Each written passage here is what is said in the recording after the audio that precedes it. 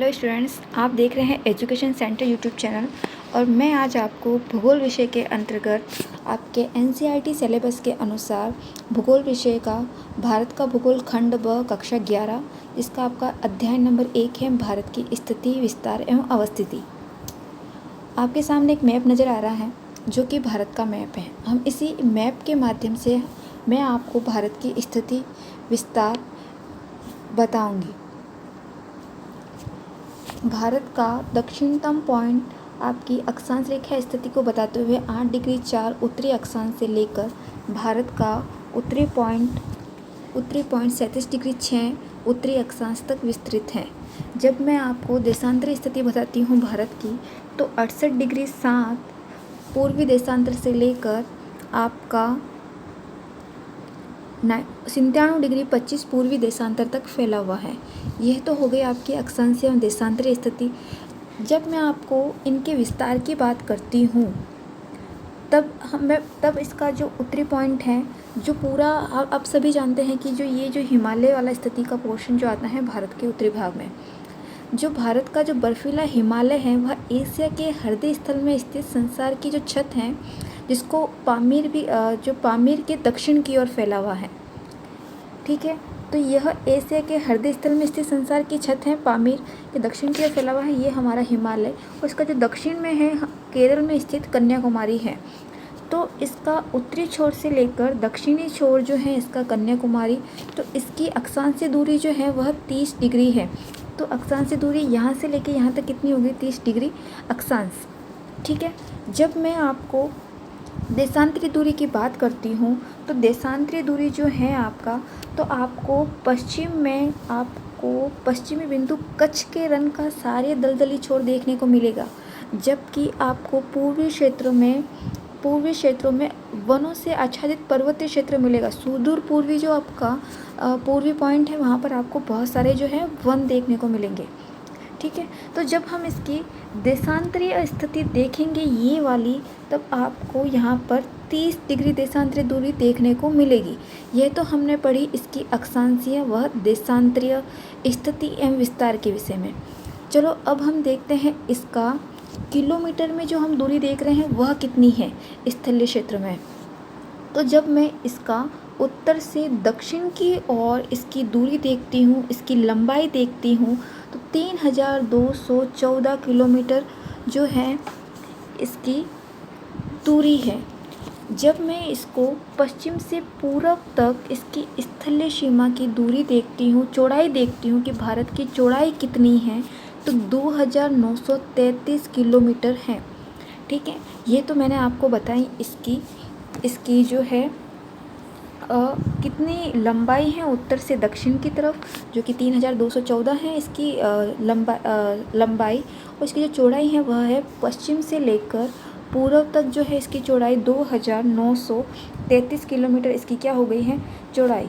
अगर मैं आपसे पूछूं कि इसका हमारे देश का संपूर्ण क्षेत्रफल कितना है, तो 32.88 लाख वर्ग किलोमीटर। यह क्या है? यह है हमारे संपूर्ण देश का क्षेत्रफल, जो इतना माना गया है 32.88 लाख वर्ग किलोमीटर। ठीक है, अब हम देखते हैं कि हमारे भारत की जो सीमाएं हैं वह कहाँ कहाँ किन किन अन्य देशों से मिलती हैं। हम भारत के उत्तरी पश्चिमी क्षेत्र में देखेंगे तो वहाँ पर क्या स्थित है? पाकिस्तान। जब मैं इसका उत्तरी पूर्वी क्षेत्र देखूंगी तो क्या देखने को मिलेगा हमको? चीन।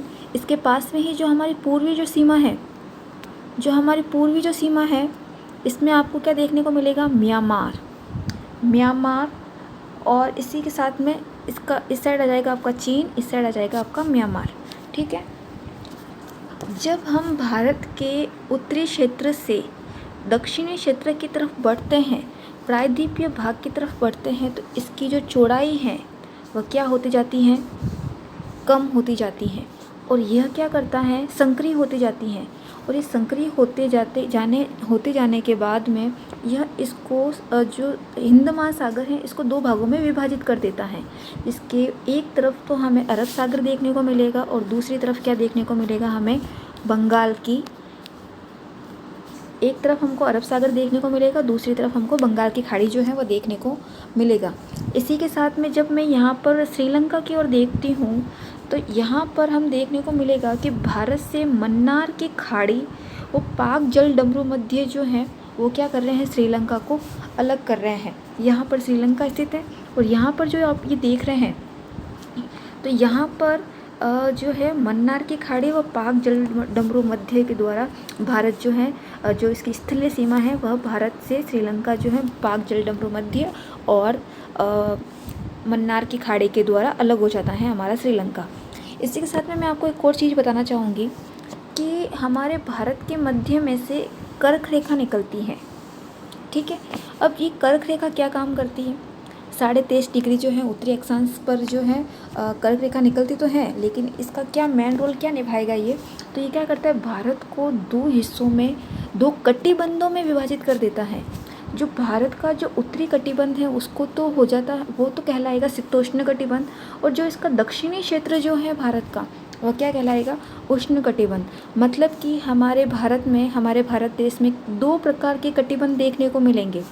उत्तरी क्षेत्र में हमको देखने को मिलेगा शीतोष्ण, जबकि दक्षिणी क्षेत्र में हमको कौन सा मिलेगा, उष्ण। तो हमारे यहाँ पर 2 कटिबंधों की क्या हो गई है, प्रधानता। ठीक है, इसी के साथ में हम एक और चीज़ समझेंगे इसी में कि ये तो हमने देख लिया कि भारत जो है 2 कटिबंधों में स्थापित है। हमने इसकी अक्षांश स्थिति को समझा, देशांतरी स्थिति को समझा, भारत के कौन कौन से पड़ोसी क्षेत्र हैं उनको समझा, हमने इनकी लंबाई और चौड़ाई समझी। ठीक है, अब इसकी स्थलीय सीमा और तटीय सीमा कितने किलोमीटर तक फैला हुआ है, तो भारत की जो स्थलीय सीमा है वह कितनी है, 15,200 किलोमीटर, जबकि इसकी तटीय सीमा जो है लगभग 6,100 किलोमीटर। ये इसकी होगी स्थलीय सीमा और तटीय सीमा। इसी प्रकार से आज का हमारा ये चैप्टर जो है हम जो इसकी स्थिति व आकार विस्तार था हमने समझा। इसको नेक्स्ट वीडियो में कंटिन्यू करते हुए हम इसका तट रेखा और इसकी सीमाओं को आगे कंटिन्यू करेंगे। ठीक है, अगर आपको ये वीडियो अच्छा लगा हो तो इसको सब्सक्राइब और लाइक ज़रूर कीजिएगा।